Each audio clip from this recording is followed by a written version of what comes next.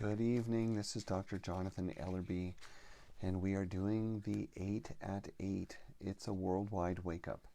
And every day now, I am doing a 12 at 12, which is 12 minutes of insight, tips, tools, new perspectives on spiritual living in a new world. I think it's really an invitation to a new paradigm, which sounds cliche, but I do believe that there are few moments in history like this where the world unites around a common experience and must consider how it wants to move forward. In light of that, I am also offering the evening program, 8 at 8. Some of you will join after you finish howling in support of whatever you are howling in support of. And the idea is to give us an evening reference point, some time to slow down, settle down, connect with a more prayerful attitude, something less intellectual, something more heartfelt. I have a feeling these are going to evolve into meditations, maybe more than prayers. But tonight, I want to do a prayer for the animals, and I'll say something about that in a moment. Every night, I like to light my prayer candle.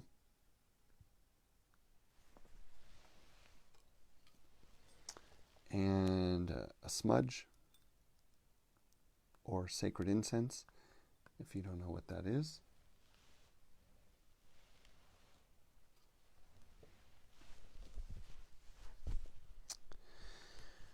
So, regardless of when you're watching this, I'd like you to know that I am right now giving away a new book, Spiritual Experience, which is about the inner world, the lived, felt experience of spiritual states of consciousness, and what those experiences mean for us, what they offer us, what they tell us about being human, and more so what they tell us about our universe. So when you finish with this, please check out either my website or Facebook, and you'll see there's a very simple download link.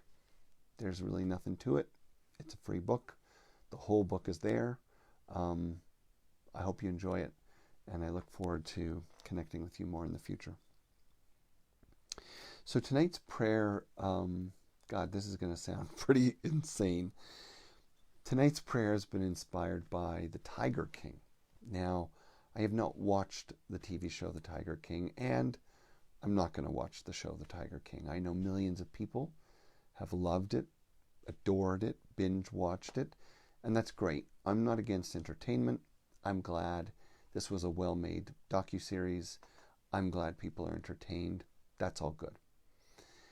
However, the thing that sort of plagues me is that the sensationalism of the characters, which is obviously a great story, seems to be overshadowing the fundamental problem that is the backdrop of the whole series, which is that we have come into such a radical state of imbalance with the natural world, and in particular, the animal world.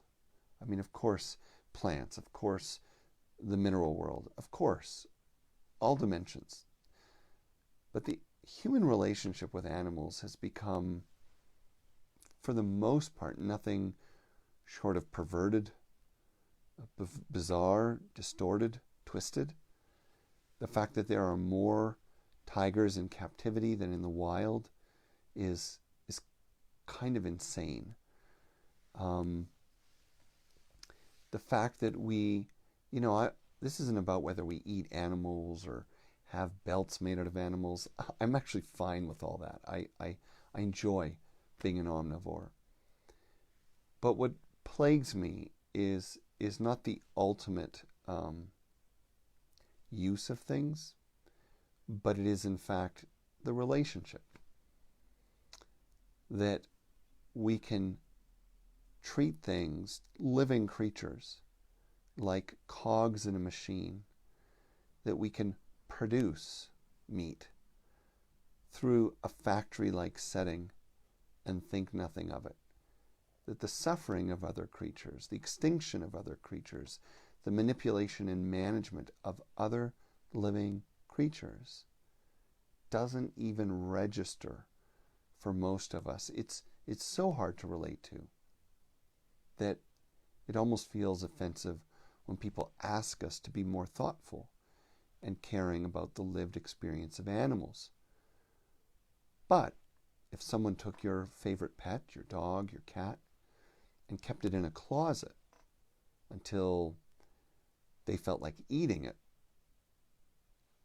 you'd probably be upset. And even though this is kind of a disturbing way to end the day, it's about opening our hearts to life again. It's not about making anyone right or wrong. It's simply about saying, how would we live if our hearts were open to all life? If we allowed ourselves to feel a connection with all life? If we lived as family, would it change our behavior?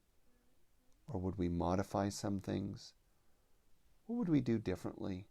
And what would we hope or ask of others to do differently? Not to change their lifestyles entirely, but to simply live in an open-hearted relationship with life along with us. And so, from that place, we're going to take a moment now and offer a prayer for the animals.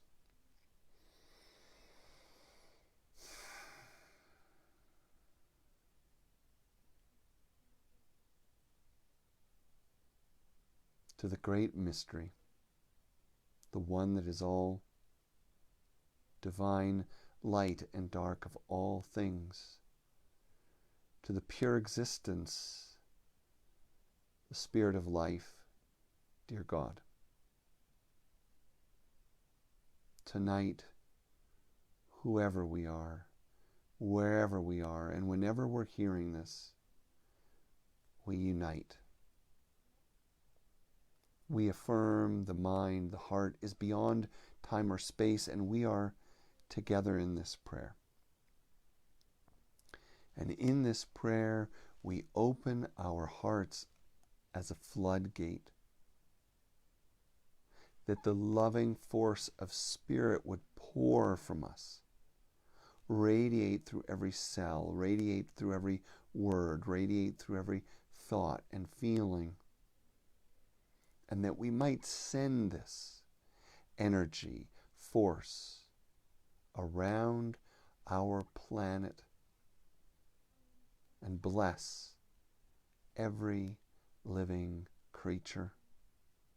Today, we bless every animal, from the small to the mighty, from the hummingbird to the blue whale, from the robin to the coyote, the eagle to the hermit crab. All creatures upon this earth, flying, crawling, slithering, walking, swimming, hopping. May they be blessed in their pure simplicity. May we be blessed through this blessing as we remember our kinship with all creatures. May we remember that every animal, every species holds a part of ourself and a part of the mystery of life for us. Let us not lose their wisdom. Let us not lose their dignity. Let us not lose their companionship, their beauty, their mystery. A prayer, Creator God, Spirit, spirits, for all animals that suffer, all animals taken from homes and family without knowing, against their will. Bless them, protect them, lift their hearts to their highest good.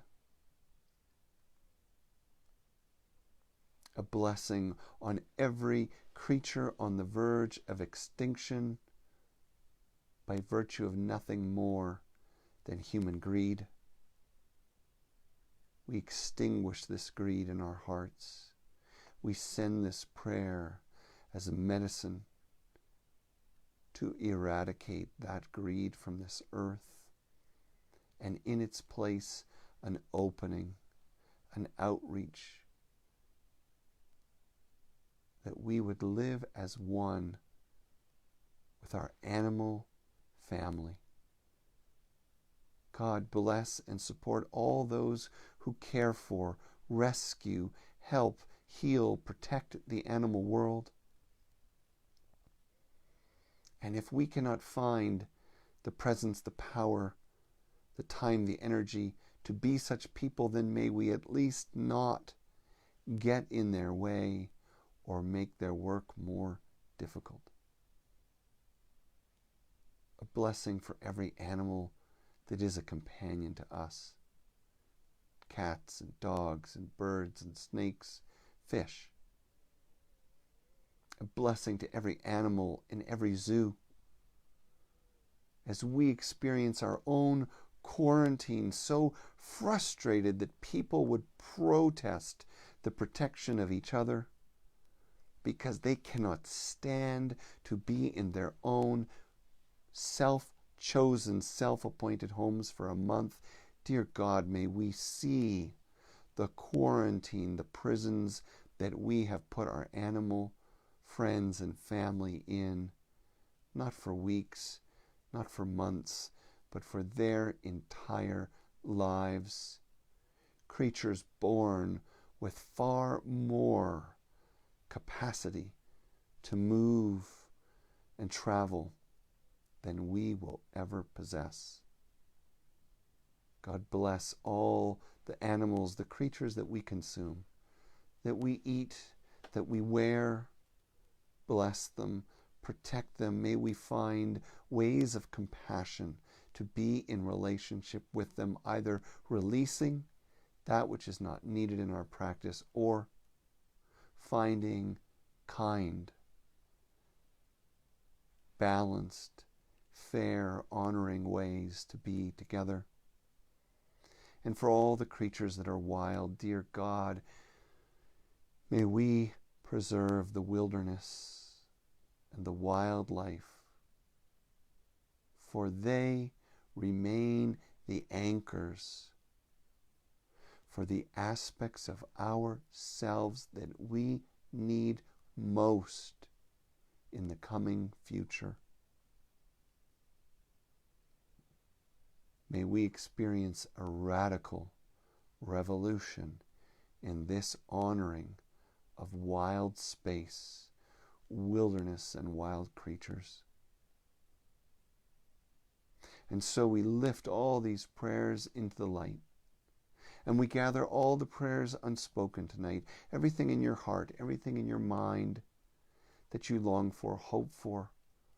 We lift it all together and we release it to the highest good and the unfolding laws of life and love and nature.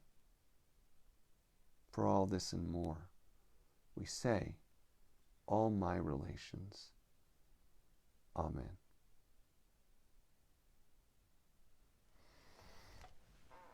Good night.